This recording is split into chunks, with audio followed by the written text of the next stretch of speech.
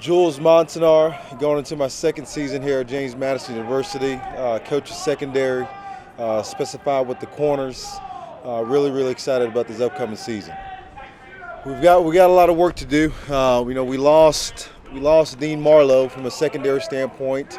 He's going to be a hard guy to kind of replace. We got some young guys coming in. Curtis Oliver from Paramus Catholic, Charles Tutt from Centerville High School, Rashad Robinson from Hermitage High School, and Justin Bethay is coming back as well too. And Taylor Reynolds did a nice job for us last year. He's coming back as a returning starter.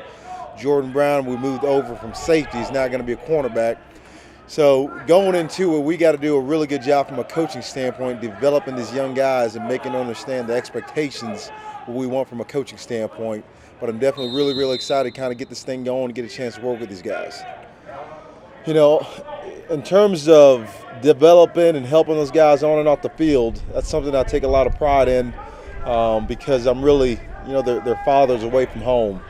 In terms of off the field, I try to spend a lot of time with them, and whether it's, checking up on their apartment, whether it's, going out for dinner, or whether having them over the house with the family. Try to build that relationship with them from an off the field standpoint. In terms of on the field, and it's a constant improvement, constant looking for the next drill and try to get those guys better. So that's one thing that we take pride around here is just developing these guys and the way that we look at it from a coaching standpoint. If we did a good job recruiting these guys at the high school level and did a good job of evaluating their talent, there's no reason why they shouldn't be able to come in here and help the team out.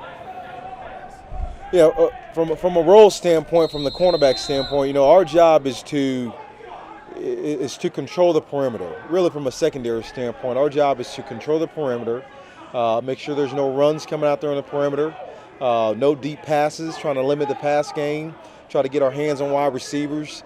And so that's kind of our job. So the way that I explain it to them is the defensive linemen and linebackers, they have a particular job. As defensive back, we have a particular job, and it's our job to, like I said, control the perimeter in terms of the run game and as well control the pass game. And if that is make an interception, forcing a fumble, PBU, whatever it is, we're gonna work our hardest to try to make that happen. Yeah, I think this year is going to be huge for them in terms of a leadership standpoint. Like I mentioned before, we lost Dean Marlowe. He was really our leader from this past season. So Taylor Reynolds had a great season from a football standpoint. We're looking for him to do the same as well too. And it's his job to help me develop those young guys because he knows what the expectations are. And really, Taylor Reynolds, he was a high school quarterback. The guy was a 4-year starter from a high school standpoint. He comes to JMU as a quarterback. They move him over defensive backs, and it's funny. Him and I had this conversation. He's not a rah type of guy, and I think most of his leadership is lead by example. He's going to go out there and do exactly what I want him to do. He's going to take care of business in the classroom, and those young guys, they need to follow him the way that he's done it here the past 3 years. I think this place is a unique culture. Number one, you got this beautiful stadium, probably one of the best in FCS in my opinion. Beautiful fan base. It's a great atmosphere on game day. I think this is a hidden gem. I really do. Great competition in CAA. So I think JMU has a lot of positives from that standpoint.